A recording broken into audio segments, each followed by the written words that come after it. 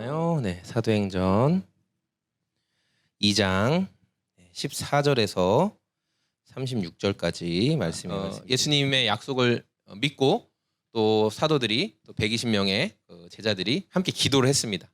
기도하면서 오순절이란 날에 이르렀을 때 성령님이 정말 그들에게 찾아오셨죠. 그래서 그들은 그 놀라운 현상도 보고 또 각 나라의 말로 하나님의 큰 일을 이야기하는 것들을 보게 됐어요. 이때 때마침 오순절 그 명절을 맞아서 예루살렘으로 찾아온 엄청나게 많은 그 인파들, 순례객들, 유대인 순례객들이 예루살렘에서 그 예수님의 제자들이 막 각 나라의 언어로 하는 말을 듣고 지금 굉장히 놀란 상태예요. 아니 어떻게 저런 일이 벌어질 수 있을까? 그래서 두 가지 반응이 나타났죠. 첫 번째는 놀라고 기이하게 여기고 저들이 하는 말을 들어봐야 되겠다 이렇게 생각한 사람들이 있었고, 한 부류는 어떤 사람들이었어요? 너희들 아침부터 술 취했구나, 너희들 아주 낮술이 과하구나 하면서 조롱하고 지금 성령님께서 하시는 일을 믿지 않고 비난하는 사람들이 있었다는 거예요. 이때 베드로가 11 사도와 함께 그 자리에서 일어나서 자신들을 비난하고 조롱하는 사람들을 향해서 큰 소리로 말하기 시작해요. 베드로는 구약 성경 내용을 인용하면서 그들에게 하는 말이 뭐냐면, 우리가 지금 술 취해서 지금 이렇게 하는 게 아니다. 이거는 구약 성경에, 우리 성경, 베드로 땐 구약이 없었으니까 우리가 지금까지 읽었던 그 성경에 기록된 하나님의 말씀이 성취된 거다라고 베드로가 담대하게 선포합니다. 제자들이 성령님의 충만한 임재를 경험하니까 이전과는 다른 모습을 보여줬어요. 승관아, 승민아, 제자들은 이전에는 겁쟁이였거든요. 사람들이 너 예수님 믿는 사람 아니야? 너 예수 제자 아니야? 그러면 아닌데요. 이러면서 다 도망갔어요. 진짜 기억나죠? 도망갔어요. 어떤 승건이 승민이만한 그런 그 어린 친구가 당신 말투가 갈릴리 사람들이 쓰는 말투인데 예수님이랑 같은 고향 사람 아니에요? 이렇게 물어보니까 난 진짜 몰라 이러면서 그 어린아이도 무서워서 도망가던 사람들이 다 제자들이었어요. 그런데 이제 성령님이 그들과 함께 하시니까 제자들이 완전히 변화된 거예요. 완전히 변화됐어요. 더 이상 겁쟁이가 아니었어요. 사도들처럼 내 삶도 변화됐으면 좋겠다, 내 삶도 담대하게 용기를 가졌으면 좋겠다, 그렇게 생각하는 소망을 갖는 성도님들이 계실 거예요. 나도 사명의 자리를 떠나지 않고 사명의 자리를 지켰으면 좋겠어. 말씀이 깨달아지는 은혜가 있었으면 좋겠어. 예수님이 그리스도다, 너희는 확실히 알지니 하나님이 이 예수를 주와 구원자가 되게 하셨다라는 그 말씀을 나도 좀 담대하게 전하고 싶어. 그런 마음을 가진 성도님들이 계실 거예요. 근데 여러분, 그 변화의 시작은 어디에 있냐면, 내가 노력해서 내가 변화돼야지, 나는 변화될 수 있어, 이렇게 한다고 변화되는 게 아니라 성령님께서 함께 하실 때만 이러한 변화가 일어나는 거예요. 그렇기 때문에 성도는 어느 때라도 매 순간 성령님이 나와 함께 계셔주세요, 성령님의 충만하심이 나와 함께 있어주세요. 이게 가장 먼저 우리가 기도해야 될 기도의 제목이라는 거예요. 그래서 저는 오늘 말씀을 통해서 이 성령님께서 사도들에게 성령의 침례를 베풀어 주실 때 그들이 어떻게 변화되었는지, 그리고 이 말씀을 듣고 있는 우리는 어떠한 기도에 힘써야 되는지를 오늘 말씀을 통해 좀 살펴보려고 해요. 첫 번째, 성령님의 임재는 사도들을 어떻게 변화시켰을까요? 증인의 자리를 지키게 하신다는 거예요. 증인의 자리를 지키게 하신다. 우리 같이 말씀 14절과 15절 말씀 한번 읽어볼게요. 시작. 베드로가 11 사도와 함께 서서 소리를 높여 이르되, 유대인들과 예루살렘에 사는 모든 사람들아, 이 일을 너희로 알게 할지니 내 말에 귀를 기울이라. 때가 제3시니. 성령님의 임재를 통해서 120명의 제자들이 지금 놀라운 기적을 보여준 거죠. 그러니까 자기들도 경험하고 예루살렘에 모인 수많은 사람들도 그 지금 기적의 현장에 함께 참여를 한 거예요. 엄청난 쉬 하는 바람 소리, 또 불의 혀처럼 갈라지는 불, 그리고 다양한 각 나라의 언어를 통해서 지금 기적이 나타났어요. 사람들에게 보여준 거예요. 이 놀라운 소식을 지금 그들이 기도하고 있던, 그들은 다락방에 모여서 지금 기도를 하고 있었는데 그 소식은 다락방을 넘어서 이제 예루살렘 온 성에 다 퍼진 거예요. 우리도 놀라운 일이 벌어지면, 얼마 전에 여기 청주대학교에서 싸이가 콘서트를 했는데 거의 수만 명의 사람들이 모였다고 난리가 났잖아요. 싸이만 와도 이렇게 청주 사람들이 다 아는데 놀라운 기적이 있어요. 싸이는 물 뿌려서 사람들한테 인기를 얻었지만 예수님은 불이 나타나게 하셨다고요. 모든 언어를 말하게 하셨다고요. 그러니까 예루살렘 성의 삽시간에 모든 소문이 퍼지게 된 거예요. 마태복음을 우리가 그동안 자세히 살펴봤잖아요. 마태복음에 보면은 사도들이 얼마나 심약한, 마음이 약한 사람인지를 우리는 마태복음을 통해 너무나 잘 알 수 있죠. 그래서 성령님의 임재를 경험하기 전에 사도들은 아까 말한 것처럼 조금만 자신들이 핍박을 당하는 일, 그리고 예수님을 믿는다는 것으로 인해 손해를 당하는 일이 벌어질 것 같으면 도망가고 숨고 했던 것들을 우리는 잘 알 수 있어요. 그런데 성령님께서 그들 가운데 임재하시니까 지금 베드로와 사도들이 어떻게 변화됐냐. 아까 우리 15절 말씀 다시 한번 보세요. 성경책. 때가 제3시니 너희 생각과 같이 이 사람들이 취한 것이 아니다. 네. 사도들이 좀 뭐라고 하면은 도망 다니고 숨고 이럴 줄 알았는데 전혀 주눅들지 않고 오히려 반박하는 거예요. 그들의 말에 반박하는 거예요. 뭐라고 얘기해요?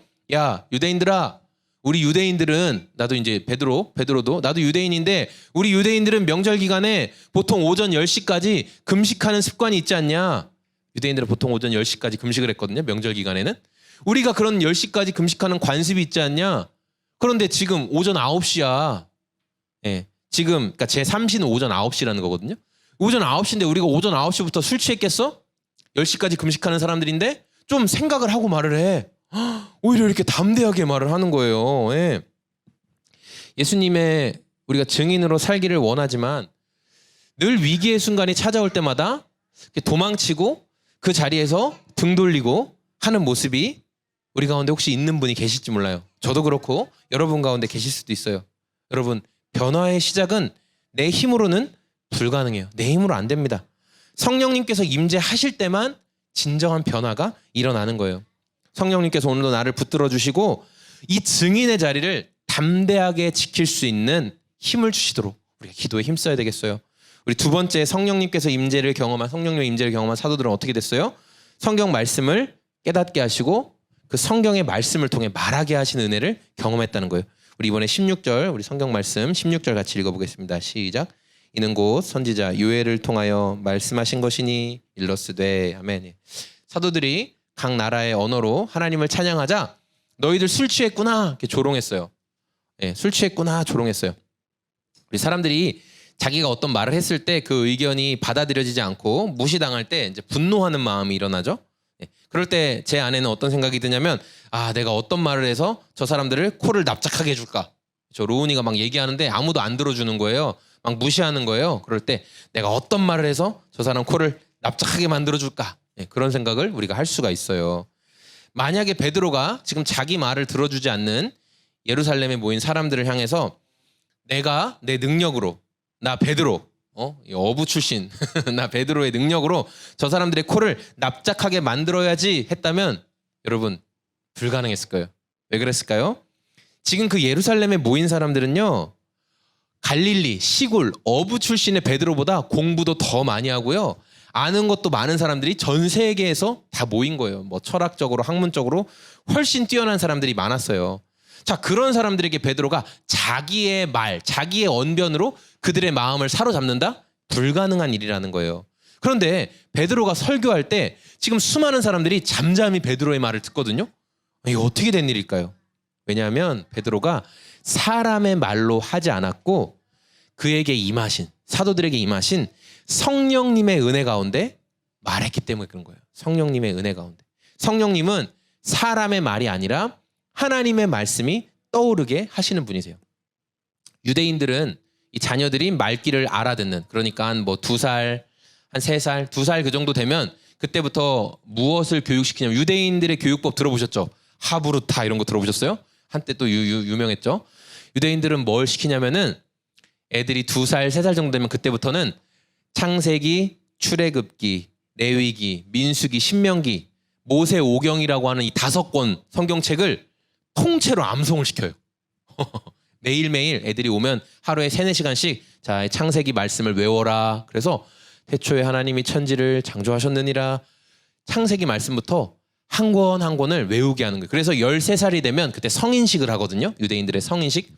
그때 성인식 때가 되면 어떻게 하냐면 외웠던 5권의 책 중에 아무거나 한 권을 딱 선택해서 다 외워야 돼요. 가족들, 친척들이 다 모인 자리에서 성경책 한 권을 처음부터 끝까지 달달달달 외워야 돼요. 와, 대단한 일이죠. 그러니까 유대인들은 어릴 때부터 말씀을 암송하는 걸 너무나 중요하게 생각했어요. 기본적으로 시골 출신 베드로라도 적어도 성경 5권은 암송을 다 하고 있는 거예요. 그만큼 말씀을 중요하게 생각한 거예요.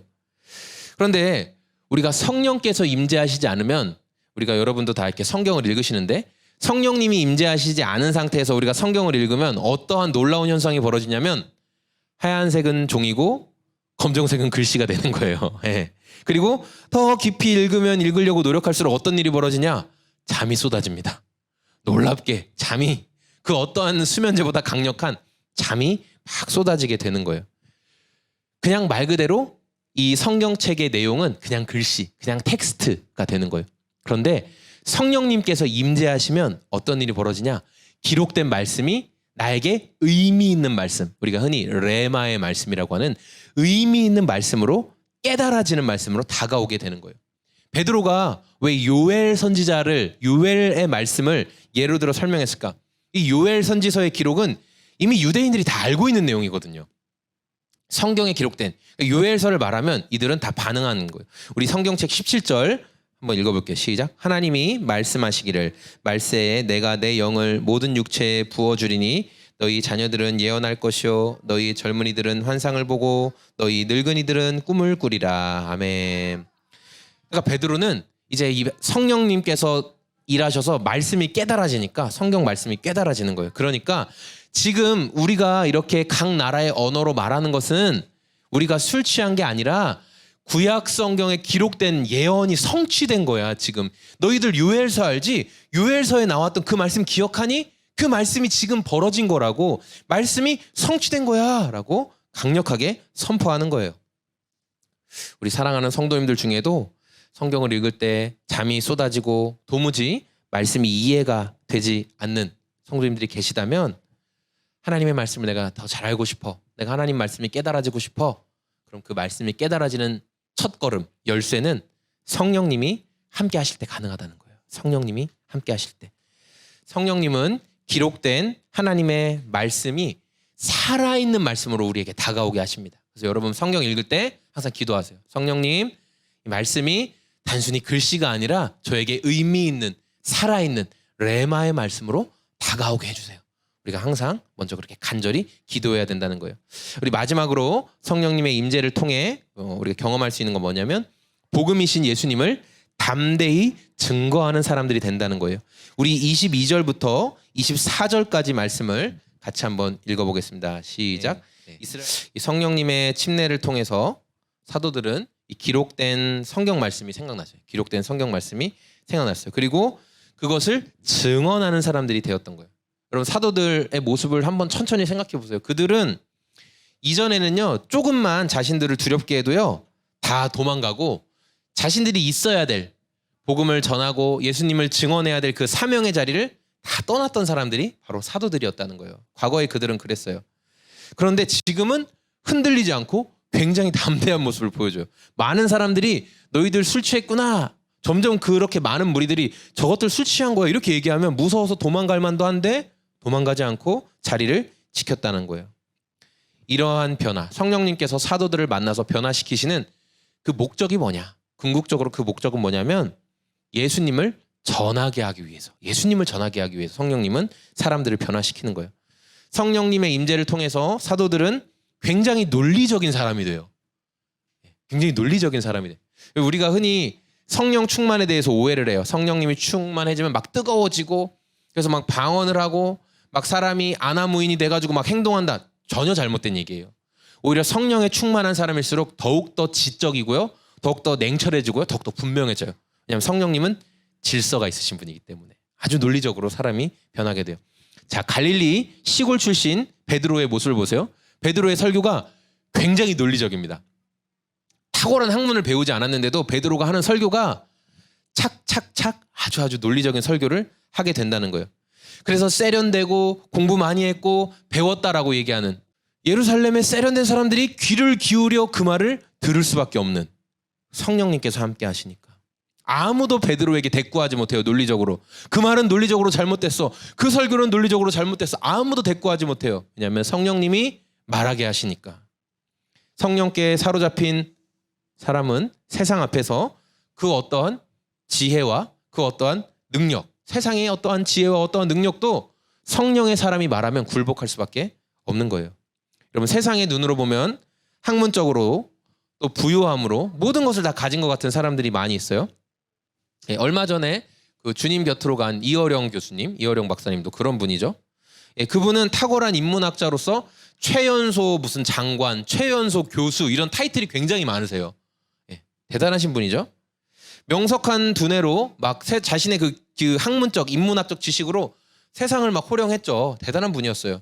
그러나 결국 그의 삶의 끝에서 그는 자신의 한계를 인정했어요. 아, 나는 이 정도 수준밖에 될 수가 없구나. 나는 여기까지밖에 할 수가 없구나. 왜 그랬을까요? 예. 이어령 성도님 곁에는 그 이어령 성도님을 위해 기도하는 사람이 있었기 때문에요. 누구예요? 바로 이민아 목사님이라고. 그렇죠? 이민아 목사님은 이렇게 뭐 미국에서 이렇게 홈리스 아이들, 불황자 아이들, 그런 깽단 아이들, 그런 아이들을 위해 굉장히 사역을 많이 하셨죠. 그래서 땅끝의 아이들 이렇게 해서 뭐 책도 쓰시고, 뭐 먼저 돌아가셨죠. 예, 암으로 인해서 아버지보다 먼저 돌아가셨어요. 딸이 시력이 점점 없어지는데 아버지 지성에서 영성으로 책에 나오잖아요. 아버지인 자신이 그렇게 공부도 많이 하고 나 이어령이라는 사람이 글 한 번 쓰면은 온 신문이 언론이 떠들썩하게 만들 수 있는 자신이었지만 딸의 이 몸이 쇠약해지는 것 가운데 아무런 도움이 되지 못한 자신을 발견한 거예요. 자신의 인문적 지식이 아무런 도움이 되지 않는다는 걸 깨달았던 거죠. 그리고 이 이민아 목사님도 아버지를 위해 얼마나 많이 기도했겠어요. 하나님께서, 성령님께서 아버지를 만나주시도록 얼마나 많이 기도했겠어요. 그렇죠? 많이 기도하신 거예요. 오늘 이제 말씀을 정리할 건데요. 우리가 이 성령님의 임재를 경험한 사도들의 모습을 보면서 이전에 연약하고 이전에 온전치 못한 모습은 이제 찾아볼 수 없게 된 것을 우리가 말씀을 통해 발견합니다. 성령님께서 그들과 함께 하시니 담대한 사람들이 됐어요. 용기 있는 사람들이 된 거예요. 그러면서 예수님을 전하는 복음의 증언자들이 됐습니다. 성령님의 임재가 초대교회를 변화시킨 것처럼 오늘 저와 여러분의 삶도 다 변화시킬 수 있다는 거예요. 예수님의 증인으로, 나는 정말 예수님의 증인으로 자리를 지키고 싶어, 흔들리고 싶지 않아, 실패했던 분들도 성령님을 의지하면 변화가 된다는 거예요. 말씀을 아무리 읽어도 말씀이 이해가 되지 않는 분들도 성령님께서 함께 하시면 말씀이 이해가 되고 살아있는 말씀이 된다는 거예요. 복음을 전하고 싶은데 어떻게 복음을 전해야 될지 모르겠어. 성령님께 기도하면 성령께서 복음을 전할 수 있는 길을 열어주신다는 거예요. 성령님의 임재가 필요합니다. 성령님의 임재가 필요해요. 다른 어떤 기도보다 우리가 성령님의 임재를 기도할 때 성령님 함께 해주세요 라고 기도할 때 성령님은 기도를 들으시고 우리와 함께 해주십니다. 성령께서 반드시 그 기도에 응답하시고 우리를 복음의 증인으로 살 수 있게 해주실 거예요. 지난주에 우리가 이렇게 말씀을 전하면서 제가 그런 얘기 했잖아요. 복음을 전할 때 무관심한 사람보다 극렬하게 반대하는 사람이 오히려 더 예수님을 만날 수 있다. 성령님이 그 사람 가운데 일할 수 있다. 복음은 항상 우리를 죄인이라고 이야기한다. 그렇죠? 우리의 한계를 보게 해요. 넌 죄인이야. 아까 이어령 교수가 아무리 공부를 많이 했어도 내가 인간으로서 죄인이며 신의 뜻에 기준에 도달하지 못한다는 걸 알게 하는 그런 내용들이 나오잖아요. 제가 그 설교를 편집해가지고 이제 유튜브에 올려놨어요. 짧게 1분 미만짜리 영상 올려놨는데 와, 놀라운 일이 벌어졌어요. 그 설교 올리자마자 댓글이 달린 거예요. 그 댓글이 뭐라고 달렸냐? 아직도 이런 저열한 설교를 하는 인간이 있네. 그러면서 그런 댓글이 달렸더라고요. 와, 그래가지고 이전 같으면 제가 그런 댓글을 보면서 그 조롱하는 댓글을 보면서 막 분노하고 나에게 저열하다고 막 분노하고 댓글 지우고 막 그랬을 텐데 제가 딱 그 댓글을 보는 순간 딱 무슨 생각이 들었냐면 이 사람이 이제 곧 예수님 만나겠네. 굳이 내 영상까지 찾아 들어와가지고 마음에 안 들면 그냥 넘기면 돼요. 에휴, 이러면 넘기면 돼요. 그렇죠? 근데 굳이 자기가 댓글을 다는 거 아니에요. 탁탁탁. 야, 아직도 이런 저열한 이 사람 이제 때가 얼마 안 남았네. 주님이 만나주시겠네. 기도가 되더라고요. 진짜 우리가 이렇게 복음을 전하고 또 복음을 증거하면서 핍박도 당하고 어려움도 당하고 그런 일이 생길 때 오히려 성령님께서 함께 하시고 우리가 성령 의지하면 더 기뻐하고 더 담대함을 주신다는 게 오늘 말씀의 핵심이에요. 성령님은 성도를 변화시키십니다.